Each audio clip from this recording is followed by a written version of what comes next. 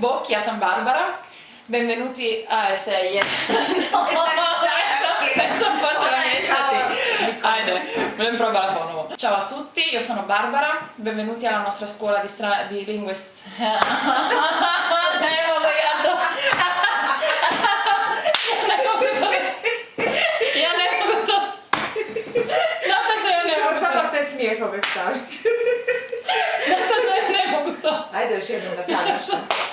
Na talijanskom, bar to ti je materinski jezik, kak njega više ne znaš, gotovo je. Ja ne znam više to, perché više ne znam nijedan je.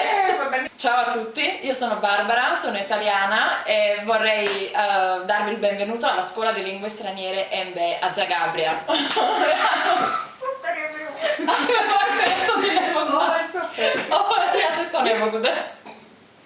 Ti moraš nekog drugog. Ne, već jesi, dobro. Ajme meni koma. Ok, ovo sve reži, ok.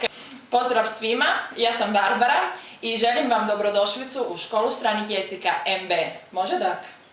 Da čekaj da napravim jednu pauzu. Nadaš neko to ne mogu. Prvi put tak nešto radi. Prvi put.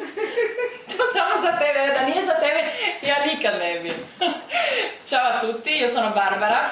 Vorrei darvi il benvenuto alla Scuola di lingue straniere ENBE a Zagabria. Katastrofa. Meni se ne sviđa ovo uopće, ja ne mogu to napraviti, Nataša. Ne. Okay.